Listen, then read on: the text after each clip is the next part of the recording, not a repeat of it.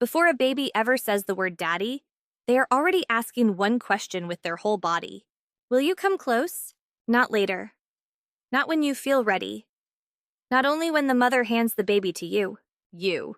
Because in almost every home with a new baby, the mother becomes the center of everything. The feeding, the soothing, the sleeping, the knowing. And beside her, quieter than anyone notices, is the father.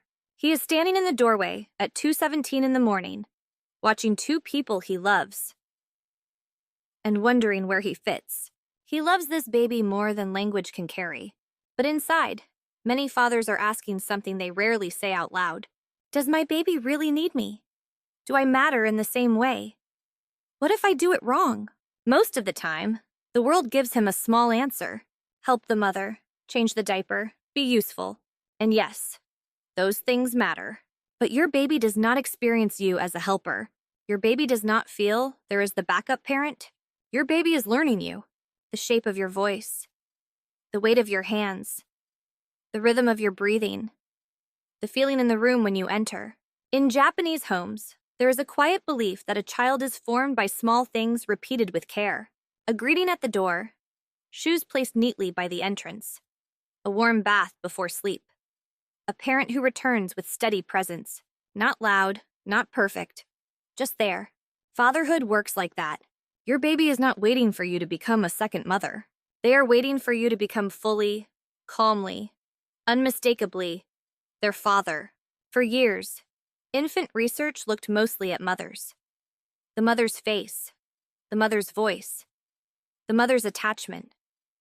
Fathers were often measured by how much they supported the mother, as if fatherhood were a supporting role. But babies do not receive their fathers as a copy of someone else. They receive them differently, and different does not mean less. When a father holds his baby, speaks to his baby, plays with his baby, something distinct enters the child's nervous system. A different safety, a different map of love. Your voice is one of those doorways.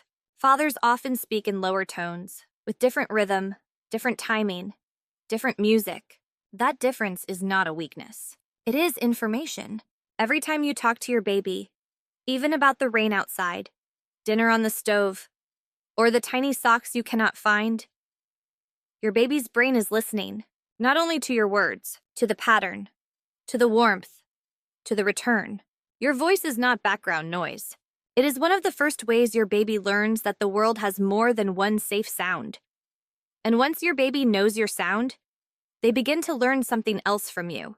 They learn the feeling of surprise. Because fathers often play in a way that mothers do not always play. Not better.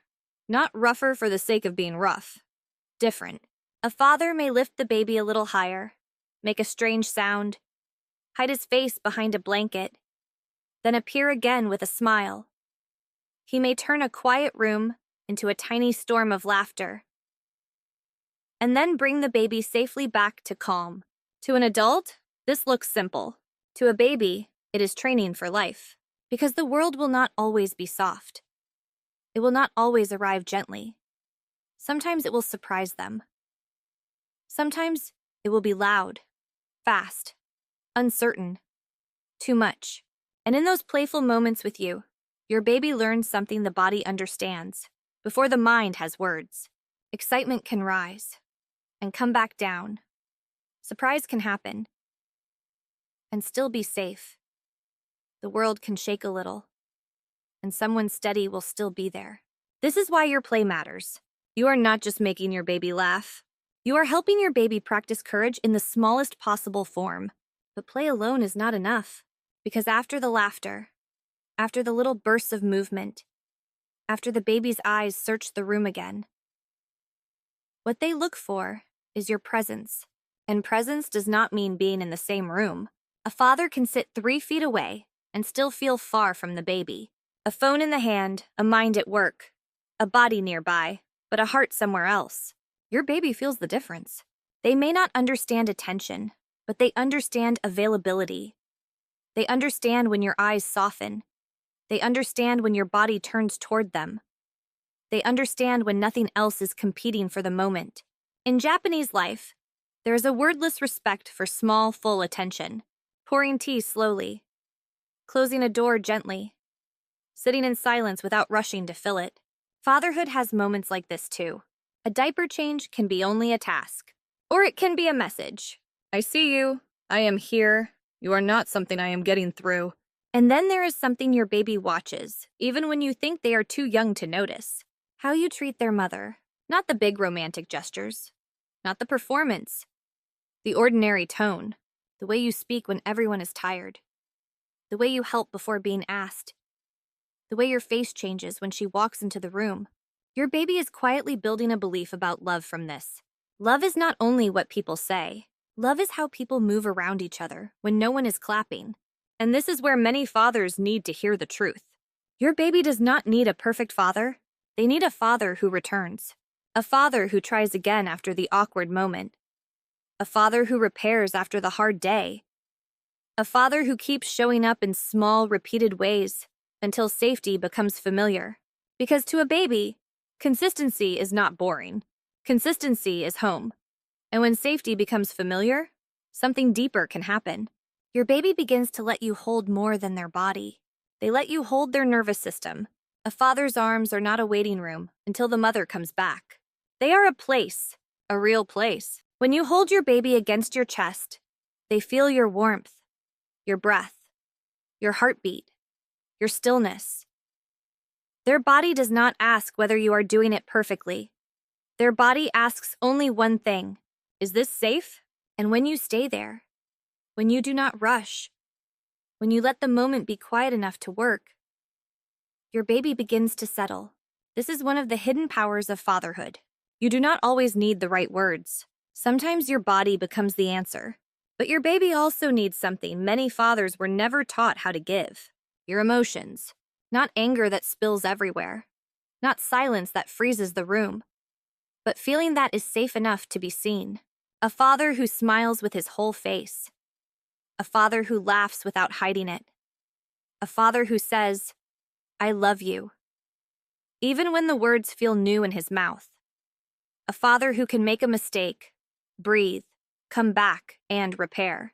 That teaches a child something no lecture can teach. A man can be strong and tender. A man can feel and still be safe. A man can return after a hard moment. And maybe this is the part fathers need most. You do not have to feel like a perfect father on the first day. Love does not always arrive like thunder. Sometimes it arrives like a Japanese morning. Quietly, slowly, through repetition. One feeding, one bath, one sleepy walk across the room at 3 a.m., one tiny hand wrapped around your finger, one ordinary day after another.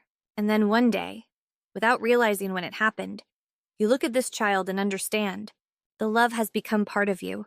So if you are a father listening to this, remember this. Your baby needs your voice, your play, your presence, your gentleness, your repair, your arms, your emotions, your decision to stay. Not once, again and again. Because to your baby, love is not proven by one perfect moment. Love is proven by the person who keeps coming back. So tonight, do one small thing. Hold your baby a little longer. Speak one more soft sentence. Put the phone down for one quiet minute. Look at the mother of your child with kindness. Return after the mistake. And if this made you think of a father who needs to hear it, send it to him. Because some fathers do not need more pressure. They need to be reminded that they matter. Your baby is watching. Your baby is learning. And in the quietest, smallest, most ordinary moments, your baby is building part of their world out of you.